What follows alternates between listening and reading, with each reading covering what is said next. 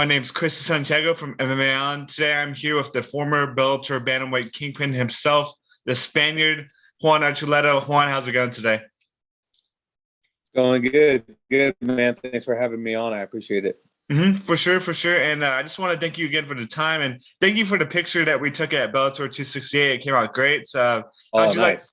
How'd you like the fights last weekend? Man, they were awesome. It got me excited to get ready to jump back in. hmm And how have you been spending your downtime? You've been out here fishing, diving into some great food. Like, how has your downtime been?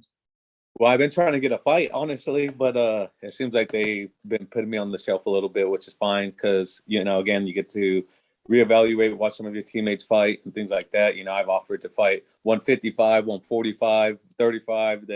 Right now it seems like everyone's booked. So it's just like, well, I got to make a fight that makes sense right now. And so, trying to fight guys like Benson Henderson, Roger Huerta, like some of these bigger name guys up at 55s and just getting turned down is obviously a blow. But, even fighting up at 45, it was like, man, like I could get some good fights at 45 if you don't want me fighting these guys down at 35.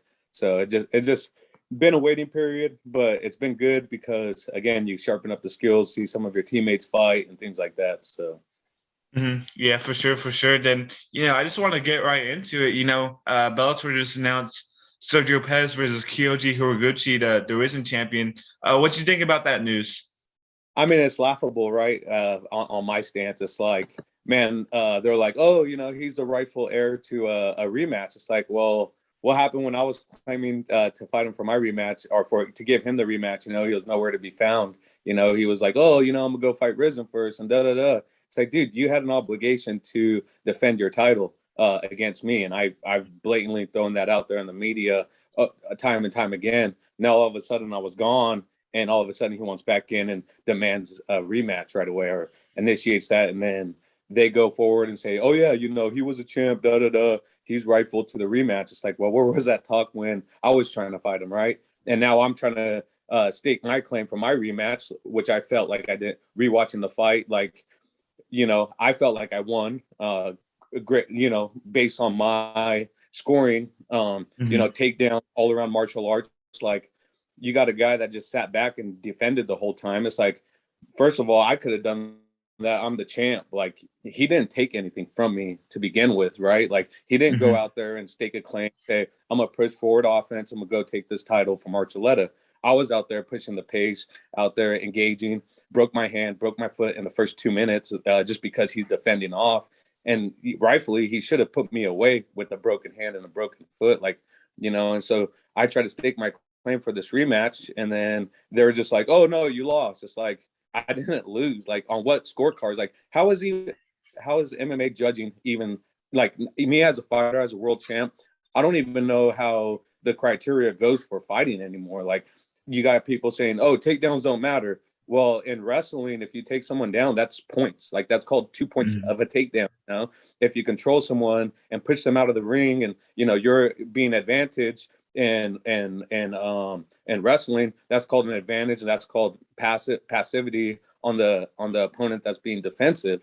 So again, that's points. And so you look at things that are judging. And, boxing, if you got a guy that, sits back and defends, yeah, they're going to get the points. Karate, if you're going forward and initiating contact and get the first contact, those are points for the karate guy. Same thing with jiu-jitsu and things like that. So we're kind of lost in a realm right now on what judging actually is, or the critique of judging. Like, how do us as martial artists find these ways to better our game? Because someone says, oh, you don't leave it in the judge's hand. Well, yeah, that's easy for you to say. You're not out there fighting with a broken hand, broken foot, trying to navigate the fight, trying to find ways to win around. Like, there's still a fight that needs to be won, right? So I was just trying to find a way to win this fight to get, to keep my belt, for one, and for two, trying to end a fight. Like, I was out there initiating these things. So in my eyes, I feel like I had I'm well deserving of my rematch. Obviously a lot of people see it different, but this is my perception of things. So to me, it's laughable about KOG getting the first right of fucking a rematch. So at this time, it's just almost, you don't harp on what you don't got or what you don't get. You just try to move forward. And so right now we're moving forward and trying to find a bigger fight. And how many times have you rewatched that Sergio Pettis fight from May? I'm sure you've watched it quite a bit and done your research, but how many times have you watched it since then? Yeah, about, not gonna lie, probably like 100, 200 times. You start seeing it. Me knowing, I already knew after the fight what the case was. Obviously, my foot was broke, so that it caused me to end up shallow on some of my punching, not being able to get the full takedowns, or like controlling the takedowns and things like that. It kind of like I had drop foot, like my foot was dragging behind me. My right hand was broken because again, he was defensive, shelled up, and ducking his head down. I hit the top of his head and broke my hand in a few different spots. So it was like, okay, like, I knew going into the second, third, fourth, and fifth round, these things were inhibitors. So I know what I could have done. I know what I should have done. It's just hard to do when your tools get taken away from you. Gotcha, gotcha. And I know you're not a fan of the matchup, but who do you think wins between Horiguchi and Pettis? Yeah, I'm a huge fan of the matchup. Don't get me wrong. Like, I'm Oh, excited got for. it. Yeah, for sure, I'm excited. I'm just, venting a little bit about, on some of my feelings that go towards this matchup. But as far as the matchup is concerned, it's a great stylistic matchup. I feel like KOG does have the more of the advantage on him, and I feel like he's gonna either finish the fight or definitely win out on points because Sergio, he's good and all, and he plays a technical game, but you can only play defense so much when the guy's also going to be defensive. I think KOG has proven time and time again he's a better defender fighter than Pettis is. And so I'm curious on this fight going in, on how it plays out. Me personally, I feel like Horiguchi's going to win the fight. That's why I wanted the Horiguchi fight over the Pettis fight. But, that's what I'm going to take Horiguchi and stake my claim to the next title fight. And I know you've been campaigning for like a title shot right off the bat. You said that in Instagram comment section. I want the winner. But top contender Raufeon Stots had something to say about that. He says that you have to fight him to get to the title shot. Him being a top contender in the spot that he is. You think that's the fight that might interest you? Yeah, it's for sure interesting. He's obviously a great fighter. He has great, record and things like that. But as far as accolades, you fought a guy that was 1-0 or coming into Bellator. Like, Mhm. why do you think you're? Yeah, the guy's legit too. But again, they were fighting guys that weren't state claimed in Bellator. I had to go through the ringer to get my title fights. Like, Mhm. and for him to try to be like, oh, they're scared. Like, dude, I picked out Pitbull my first fight in the tournament. Like, I am not scared to fight anyone. Don't get me wrong. Like, at this point in my career, I deserve the right to pick and choose who I get to fight now. Like, I get to go after the big fighters, the bigger fights and the more title fights and things like that, because look at my resume. I've gone, Mhm. done the work. Like, before I even got a title fight, I had to fight 6 times in order to get a title fight in Bellator. This guy has, what is it, 2 or 3 fights in Bellator and thinks he gets a title fight. Like, like, props to you. And I appreciate the campaigning, right? That's what we got to do as fighters, but at the end of the day, we're looking for bigger fights and bigger things, which we do have a bite on right now. So, which we're pushing to do. And, it's just management call. You got to have great representation. And because for me, it's yes to everyone, right? But, there's also a business side of this sport now at this point of my career where, the bigger fights make sense for me. Guys with bigger names make sense to me. Yeah, for sure, for sure. Then Stotts, he did have a big win against Magomedov. Were you able to catch that fight? And what do you think about his performance?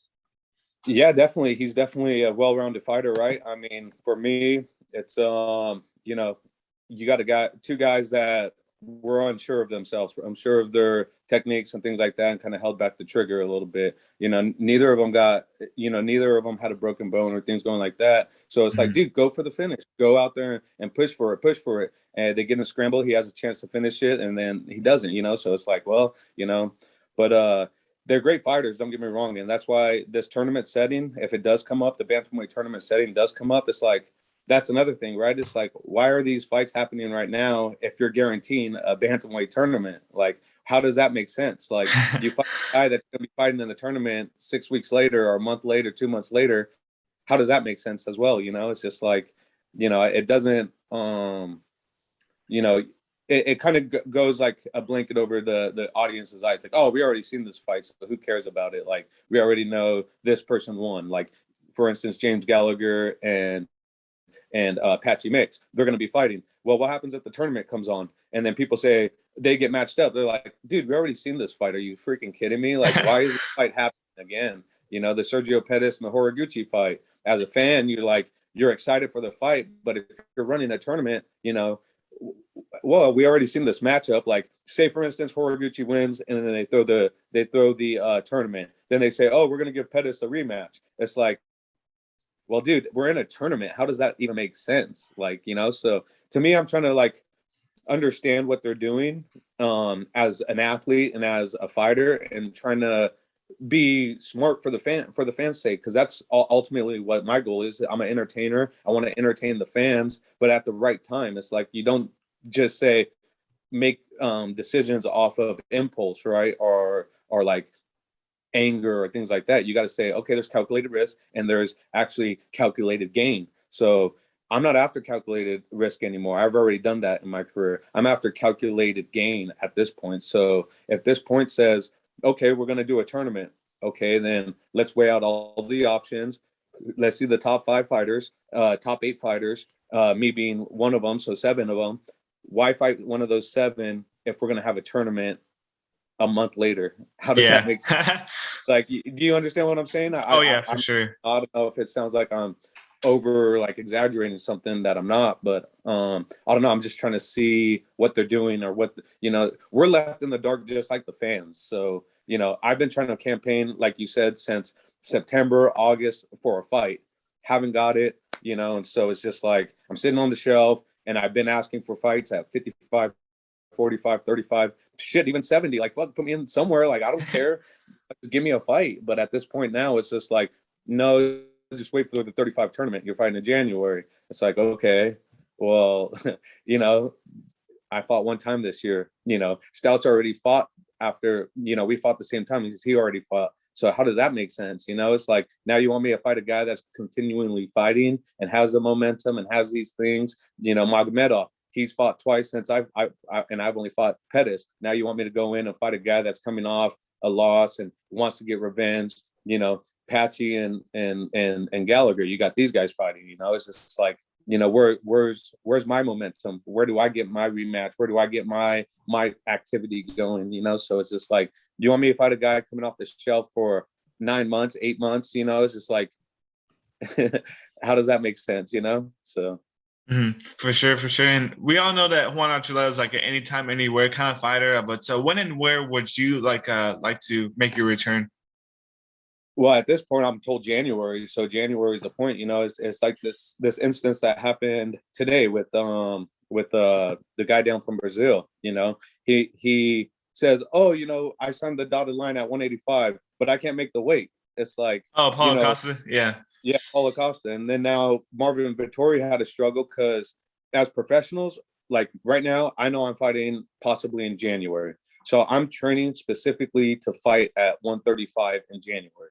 Now, if something comes up, I can't take those fights, because at this point, I'm already training my body as a professional. I'm a professional about what I do. So I'm training specifically for that weight class. If you don't make weight, I'm not fighting you. I'm not, unless you're going to give me 100% of your purse, I'm cool with that. Okay, we'll fight. But and you know, if you're not going to give me 100% of your purse, I'm not fighting you. Why does it have to go on the athlete? Like, oh, he's a pussy, he's not going to fight. Da da da. It's like, dude, you didn't make the contracted weight. You know, you known about this. You know, you're fighting in January. Da da da. Like, make the weight that you're fighting for, that you signed the contract at. You know, so, and that's why I was trying to figure out in September what I'm doing, because I need it. I'm a professional athlete. I'm gonna treat my body the way it needs to be treated. I'm gonna put the money. I mean, shit, I spent $50,000 at camp just to make sure I'm available for that weight class. You know, it's just like, you know, it's, you know, the proper nutrition, proper supplements, proper recovery, proper body work. You know, all these things go into play. Hiring the proper coaches, hiring the proper training partners for that weight class that people don't see, and they just see like, oh, you know, he missed the weight, but this guy should still take the fight. He needs to fight. He obviously needs the money. It's like, no, this guy should have made the weight. You know, I'm stepping on the scale. I'm weighing in. You don't make the weight, you don't fight. You know, that's how it's been my whole life wrestling. You don't make the tournament weight, guess what? There's no bumping up. You just don't wrestle, you know? For sure, for sure. And I know you're open to fighting at 135, 145, 155, hell, even maybe 170. But what is your usual walk around weight, or like what are you like weighing at nowadays?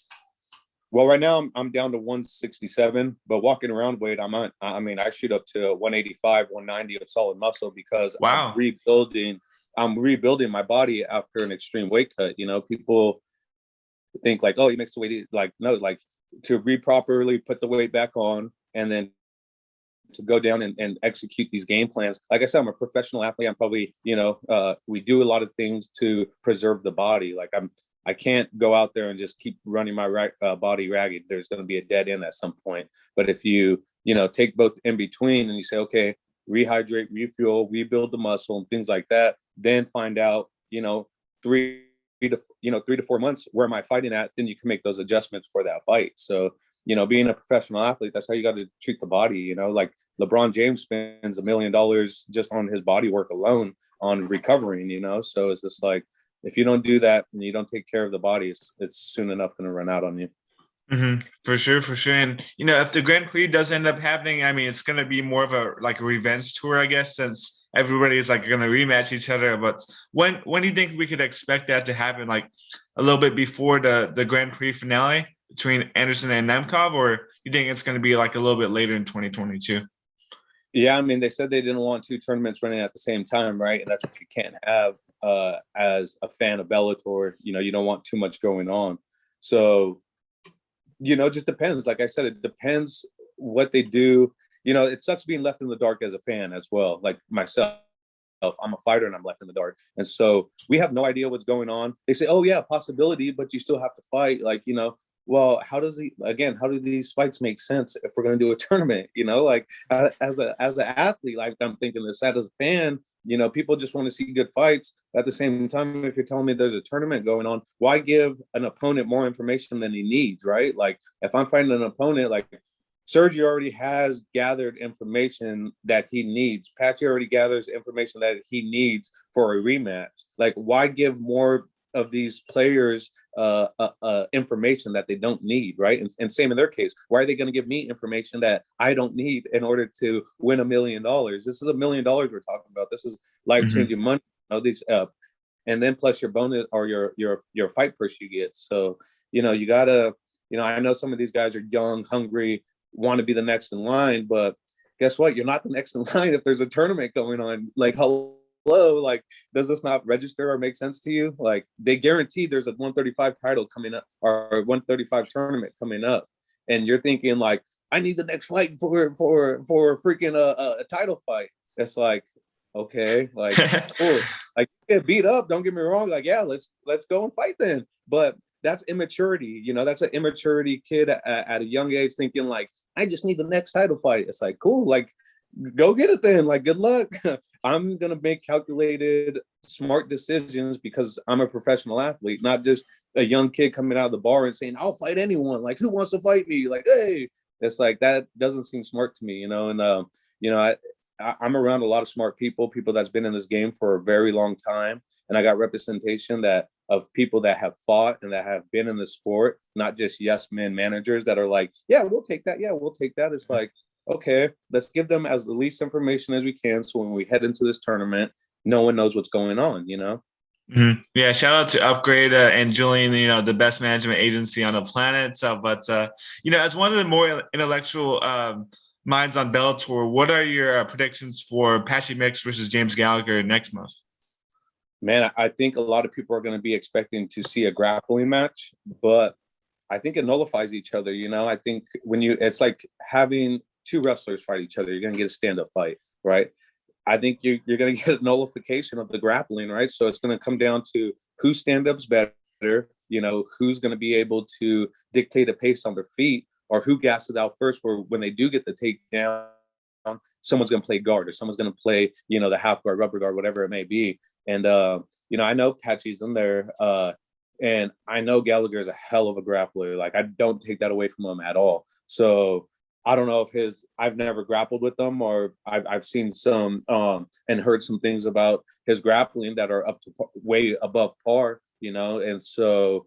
And I know being in there Apache, and training with them, how hard he works and how good his grappling is. So it's like I think they nullify each other. It's going to come out to the feet. You know, I know he's been working with James Krause, and Apache's been down there in Vegas working out with Eric and a lot of guys down there. So it's definitely an interesting matchup. Me personally, man, I feel like it's a coin toss. So if I flip a coin right now, and I say Gallagher, I think, boom, So, for me, being in Ireland, the travel and things like that, I feel like Gallagher does have the advantage on this. And so that's who, I will have to stake claim. But I never count out Apache because he's shown time and time again to disprove me wrong. Awesome. Good to hear. And then, you're expected to make your return in January. Last question. What can the fans expect to see from the former King in his return in 2022? Yeah, what they're going to see is a new and improved me. They're going to see, hopefully it's here in LA. That way my fans I like that. Yeah, definitely. Usually in January, they have fights here at the Forum. So that's why I'm assuming LA. I don't want to guarantee it, but I'm assuming January is usually LA.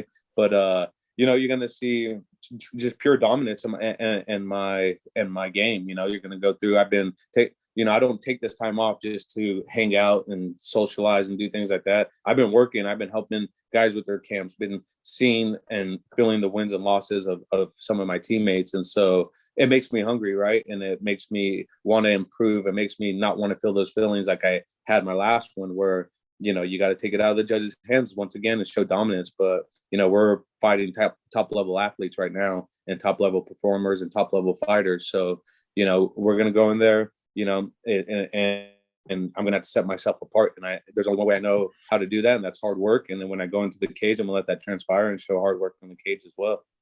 Awesome, Juan. And I think that's all the questions I have. I just want to thank you again for the time. Is there anything that you want to say to the fans out there watching?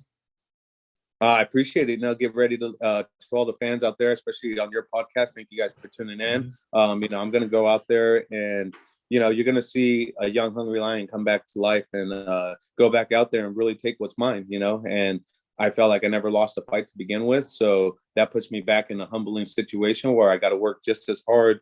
And now that the target's off my back and put on someone else, I'm back after chasing that target. So you're going to be able to see someone go out there ferociously take what's his.